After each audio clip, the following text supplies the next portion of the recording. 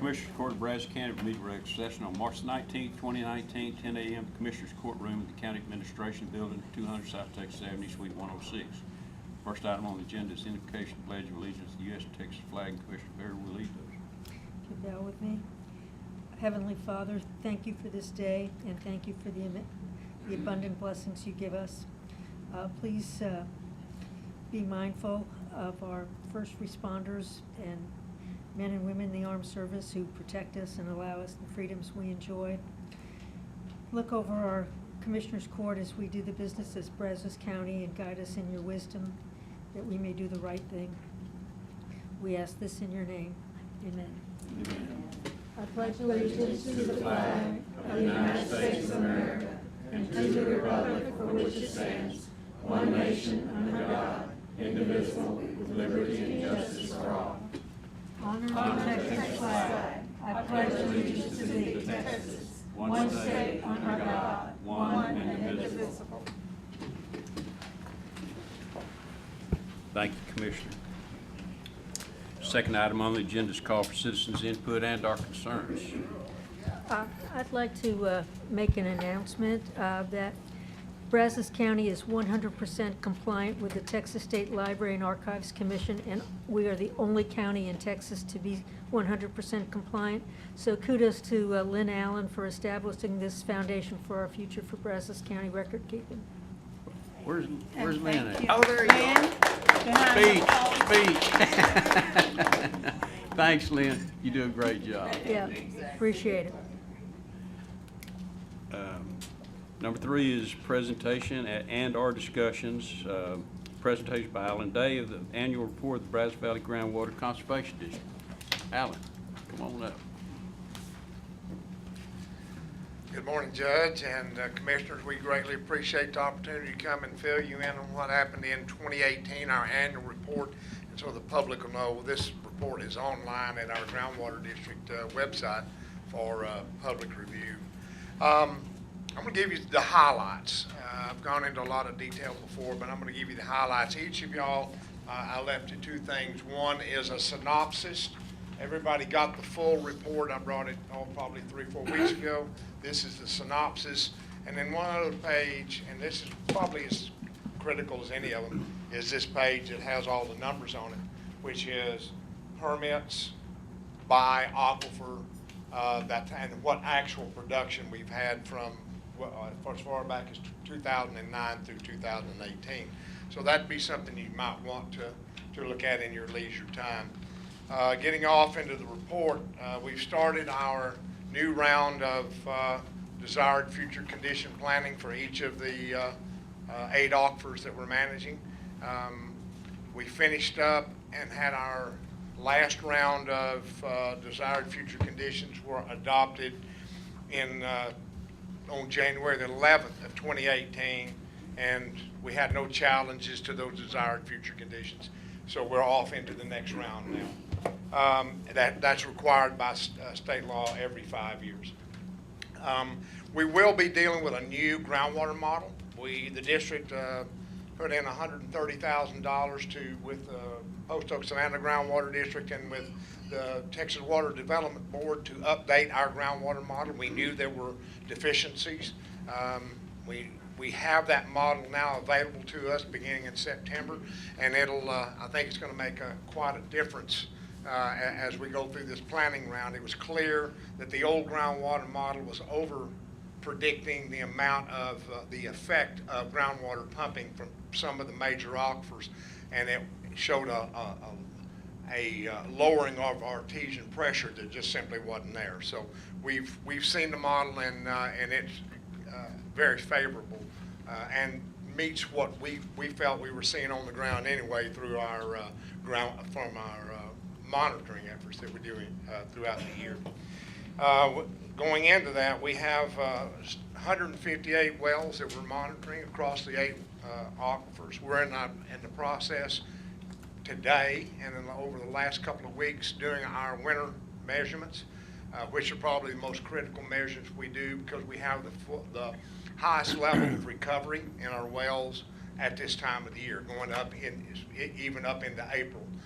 And before we start ag irrigation and before we start watering our lawns in town. So this is the time we feel is the most critical to get the proper measurements of recovery. Our fees in 2018 remain the same as they had year over year. We did continue to have a credit to rural water supply and municipality, any public water supply on their first 100 million gallons of water. Our total collected fees in 2018 were $589,502.27, and we credited back $10,562. Moving down into the grant program, and I'm going to hit the highlight. I think y'all are all aware we have what's called BV Water Smart, which is an irrigation network that the groundwater district granted money to in 2014. It was established in 2015. We granted money for 18 weather stations throughout the footprint of Bryan College Station to capture wind speed, temperature, rainfall, and solar radiation, and then put that up on a website that is maintained by Texas A&M, and then people can go to that website and know exactly how much water they need to put on their lawn rather than guessing at it. And we continue to grant about $32,000 a year to the operation of that. The BV Water Smart just received the Texas Environmental Excellence Award from TCEQ for water conservation. So we'll be getting that award from TCEQ in May. Pretty big deal. We're very proud of it. The groundwater district was highly instrumental in getting that done, and with the efforts from College Station, also and the other municipalities as well as Texas A&M. So I applauded our board members at the last meeting that we had for their insight, their innovation, their forward-looking to do something like this. This is really a footprint for other municipalities that can use something like this to truly see water conservation.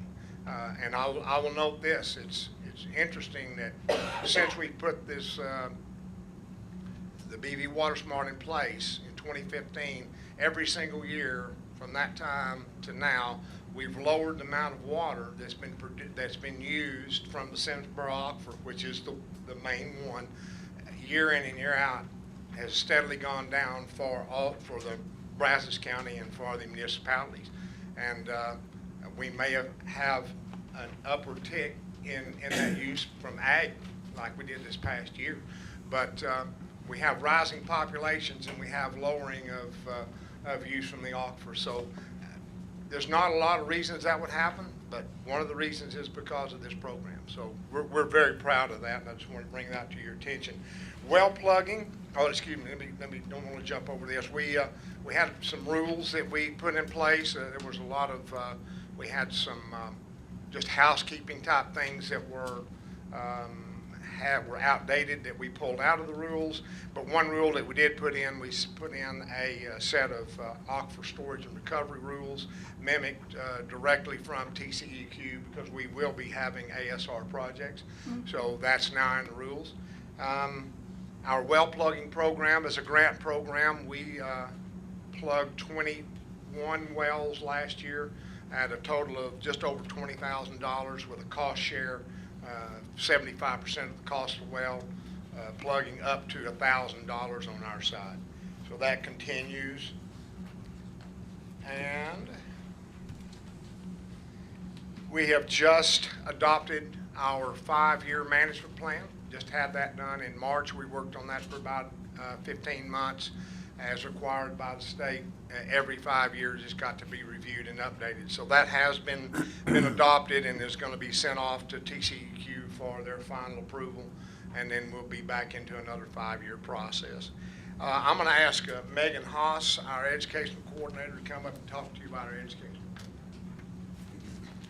So education for this last year, we taught 8,100 students in the classroom, both 4th, 5th, and 7th grade in both Brazos and Robertson County. We're in every school in Brazos County, all Bryan College stations and most of the private schools. So we see them in 4th, 5th, and 7th grade, teach them about water conservation, where their water comes from, and then in 7th grade, they get to do a lab to test water to see how all water isn't the same. So that's something that's kind of a hands-on thing that they get to do also, to be able to understand more about water than what they just learn in their curriculum.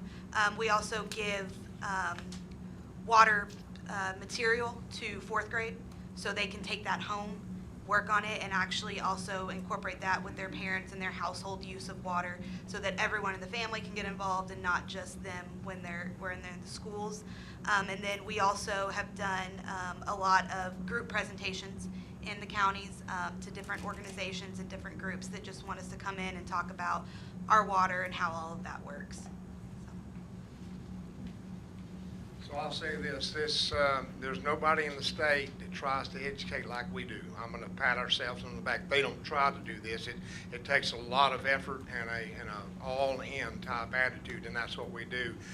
We're 6 years into building changing an entire generation. That's what I told the board back in 2012 when they hired me. If they'll give me 20 years, we'll change an entire generation. And we're 6 years into that, into building that cult. We've got a cult out there. We see these kids three times in their lifetime, and by the time they got out of 7th grade, there's no reason they don't know where their water comes from and the whole spiel. So we're proud of that, and we've got a lot of districts that come to us and ask us, how do you do this? Why do you do it? Tell us how to do it. So we're very proud of that. We'll cut it off there. If y'all got any questions, we'd just be tickled to answer them. I just think it's terrific that you're educating our next generation.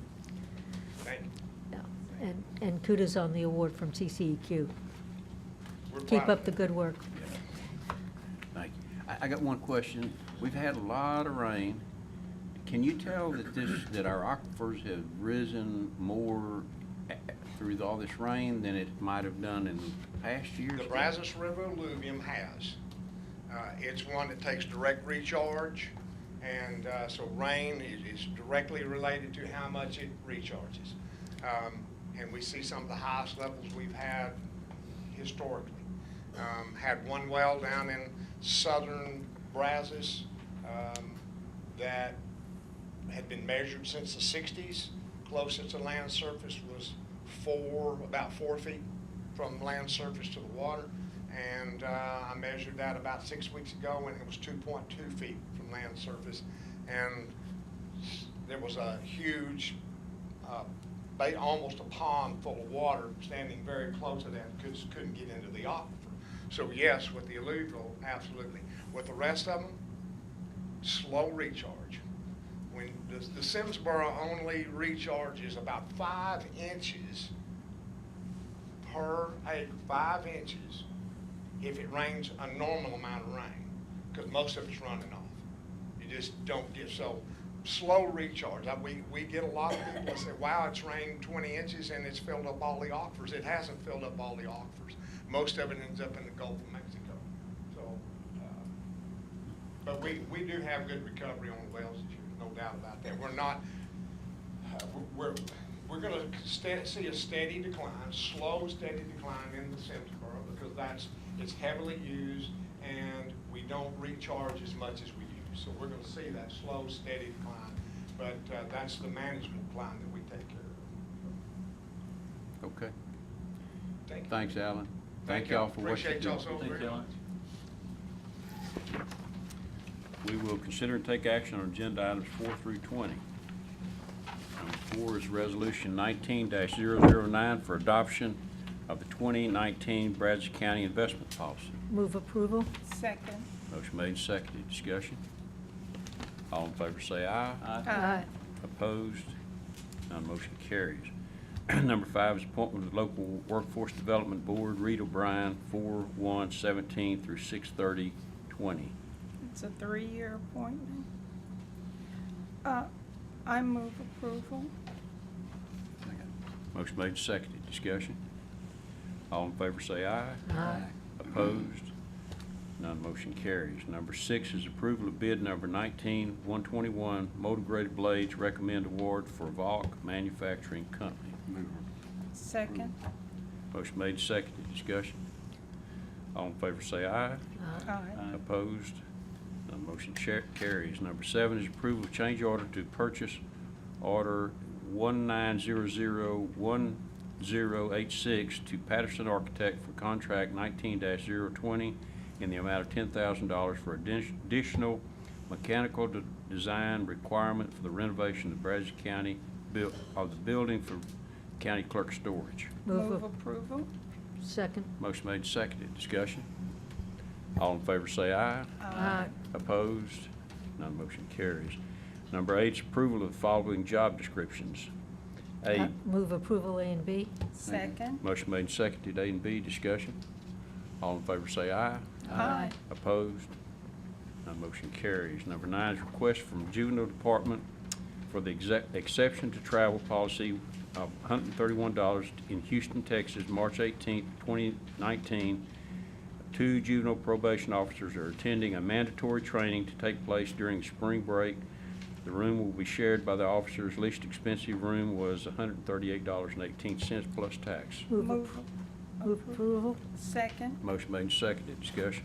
Yeah, we seem to be having these. Apparently, the price of the markets where we're needing to do these things are going up. Does this Yeah. call for us to go back and maybe take a review of our policy, or, because, I mean, these have been coming along quite frequently here. Yeah. Is this state mandated, the amount? I think we set it at what the state rate is what it's been. And there's a place to go and look at what month and what area, and that's what, I can't stop here, Okay. but that's what she. So those rates are established by the state, and we just need, Okay. not anything that we can do in local policy. I mean, I But think, I don't know. we make exceptions to them, but I think they have a webpage that they set, here's what they estimate them, Gotcha. and then we have to deal with them. Maybe it's good for all that hotel occupancy tax money that Yeah. the state of Texas is getting. Thank you. It's good if they're staying here. Yeah. But Okay, that I makes think, us attractive, too. I think we passed that. Yes. All in favor say aye. Aye. Opposed?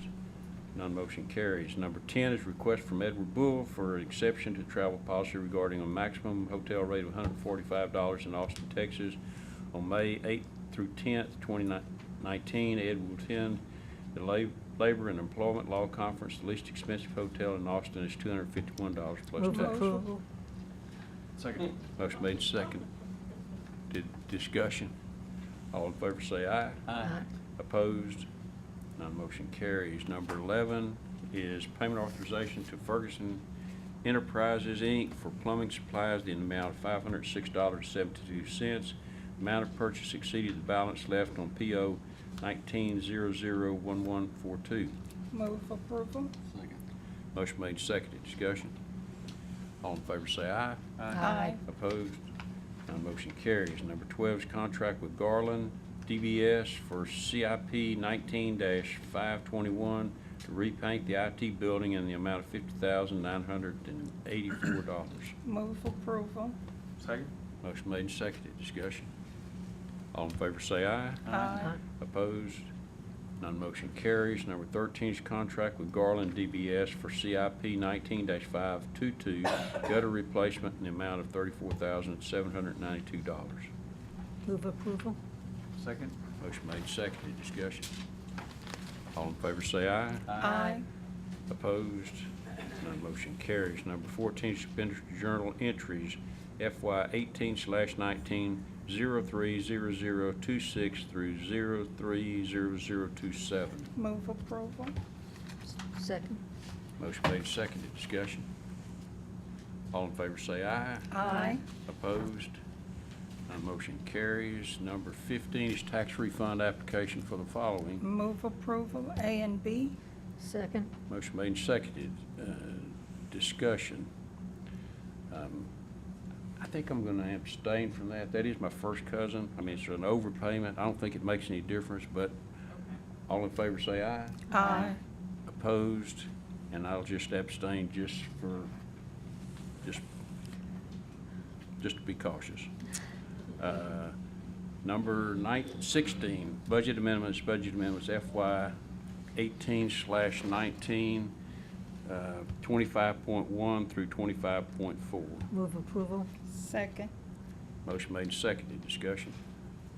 All in favor say aye. Aye. Opposed? None motion carries. Number 17 is personnel change status. Move approval. Second. Motion made and seconded. Discussion. All in favor say aye. Aye. Opposed? None motion carries. Number 18 is payment of claims. Claims to be paid by Brazos County, claim number 8013191 through claim number 8013397. Move approval. Second. Motion made, seconded. Discussion. All in favor say aye. Aye. Opposed? None motion carries. We will skip down to 21. There's acknowledgement of the comprehensive annual financial report from the Brazos Valley Council of Governments for the year ended September 30, 2018. Number 22 is an acknowledgement of the 2017-2018 Brazos County Emergency Services District 4 financial audit. Number 23 is acknowledgement of the audit of the financial statements of Brazos Valley Fair and Rodeo for the year ended December 31, 2018. Number 24 is Juvenile Director's Report on Detention Population. Linda. Good morning, Judge. Good Commissioners. morning. We, as of today, we have 31 in the detention center, 24 males and 7 female. And since our population's a little lower, we do have a contract detention, and we will take a few until we have to call in more staff. And we have 20 kids right now in electronic monitoring. 20. 20, yes, ma'am. Thank you, Linda. Number 25, Sheriff's Report on Inmate Population. Sheriff. Nice to have some company. Yeah. Compared to yours. 660 is our population. 560 of those are males, 100 are females. We have 43 on electronic monitors, and 9 are pending. Thank you, Sheriff. Number 26 is announcement of interest items and possible future agenda topics. Yeah, I have one. I'd like to see us develop a county citizens university, and I'd like us to, look into that if we could. Okay. I agree. I appreciate that idea. Would be willing to work with you in regard, and also With Barbara. work with Barbara. Okay. I'd like to announce on Saturday, March the 30th, between 10 and 3 p.m., we will have the tire amnesty meaning free. Let me say that again. They say free. It's free to all citizens of Brazos County. So please help us by sharing the message with your neighbors and others in the county, all over Brazos County. It's free, and we have the work force, the work crew from the jail to help us load them, so you won't have to unload your tires, but you do have to bring them to the Expo Complex Rock Lot between 10 a.m. and 3 p.m. on Saturday, the 30th. Okay. Oh, no tire rims. No rims, please. We'll take the tires. Thank you, Commissioner. Anything else? Number 27 is call for citizens' input and/or concerns. Hearing none, we'll move back up to number 19 to convene an executive session pursuant to the Texas Government Code 551.071 to consult with attorney about pending or contemplated litigation and/or a settlement offer. And we need Commissioners Court, Candy, Ed, is there anybody else? Jennifer? Jennifer, okay. And the time is 10:25.